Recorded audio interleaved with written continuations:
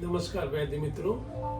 आज हम मुलेठी घृत बनाने जा रहे हैं और आप सभी लोगों को भी बताएंगे कि किस तरह से मुलेठी घृत का आपको बना करके और अपनी क्लिनिक में आप उसका यूज़ कर सकते हैं। तो सबसे पहले जैसा कि हम लोग जानते हैं कि मुलेठी जो है हमारा कठिन द्रव्यों में आता है और वो उसका यौकूट करेंगे और यौकूट करने के बाद जैसा कि हम जानते हैं कि 1, 4 और 8 यानी एक द्रव्य होता है और 4 नहीं होता है। तो उसको हमें सबसे पहले अगर हमने 100 ग्राम मुलेठी लिया है तो 400 ग्राम घृत होगा हमारा। और मुलेठी चूँकि कठिन द्रव्यों में है तो इसलिए उसको हमें क्या करना है कि उसको हमें 16 गुना 4, 8 और 16 है ना, मृदु मध्यम और कठिन द्रव्यों के लिए 16 गुना पानी का यूज़ किया जाता है। और उसको 1/4 हमें फिर क्वाथ बचाना है और फिर उसके बाद जो है उस क्वाथ में छान करके और जो हमने घृत लिया है 4 गुना द्रव्य से उसमें हमें उसको डाल करके और सिद्ध करना है।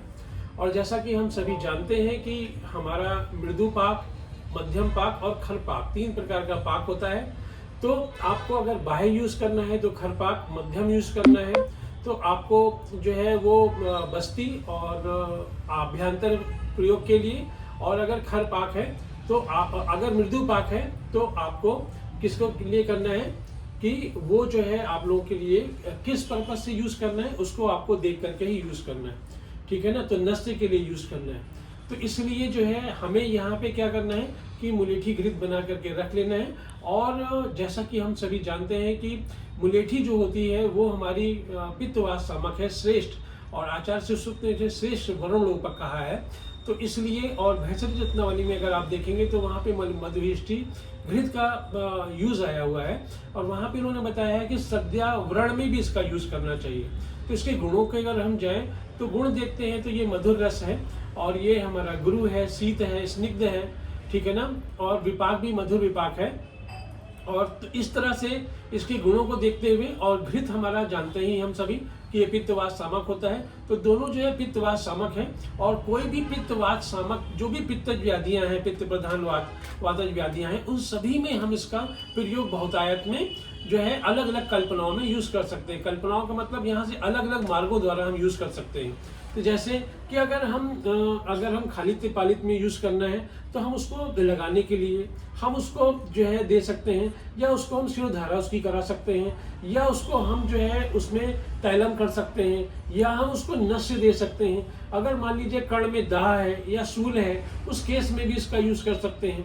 अगर हमारा मान लीजिए कि जैसे कि हमें फेस में जो है हमारा रिंकल्स है, या हमारा कोई भी अगर हमारा जो है त्वक दोष व्याधि है जैसे कुष्ठ है, वात पित्त लक्षणों से युक्त है, उसमें हम यूज़ कर सकते हैं। अदरवाइज अगर हमें देखें तो कोई भी हमारे जैसे हमें चोट लग गई, कभी हम कभी जल गए, ठीक है ना, या हमने अग्निकर्म किया, वहाँ जो है व्रण के समान, क्योंकि अग्निकर्म करने के बाद भी कहा गया है कि हमारा चिकित्सा जो होगी व्रणवत होगी, व्रण चिकित्सा होगी। तो इस तरह से जो है हम उसका प्रयोग जो है हम जो है अलग अलग मार्गों से इसका प्रयोग किया जा सकता है नस्य में, ठीक है ना। इसके बाद सर्वांग अभ्यंग में कोई पित्तज अगर हमारे पास व्यक्ति है और उसको अभ्यंग कराना है रिलैक्सेशन के लिए, उस केस में भी जो है हम इसका घृत से जो है अभ्यंग करा सकते हैं और अल्प स्वेदन दे सकते हैं, ठीक है ना, क्योंकि पित्तज है वो।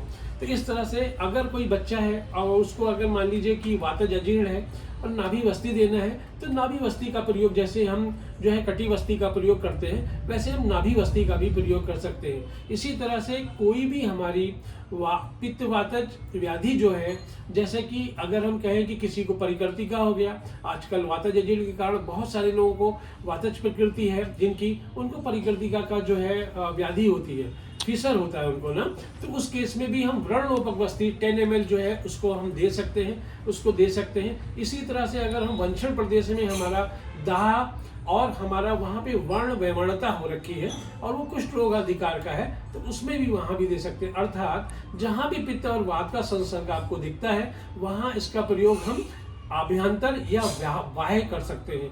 अगर आपको मान लीजिए कि वृंघण करना है, वृंघण कराना है, उस केस में भी इसको हम दे सकते हैं। आभ्यंतर पान के लिए नित्य अभ्यंग कराना है, ठीक है ना, शरद ऋतु है, पित्तज प्रकृति का व्यक्ति है, उस केस में भी दे सकते हैं। और बहुत सारी हमारी व्याधियां जैसे वातज कास है उसका 2-2 चम्मच, जो है हमें प्राग भक्त या मध्य भक्त जैसा कहा गया है सत्काल में, उस तरह से उसका प्रयोग कर सकते हैं। इसी तरह से जो है हमारा जो है अगर किसी को मान लीजिए कि आभ्यंतर दाह है, अगर निराम अम्लपित्त है, उस केस में भी इसी तरह से आपको कोई भी पित्त ननत्मज या वात ननत्मय व्याधि है, उस केस में इसका प्रयोग हम कर सकते हैं। तो आपका बहुत बहुत धन्यवाद। इस तरह से आप भी युक्ति द्वारा इसको अनेक व्याधियों में यूज कर सकते हैं। धन्यवाद।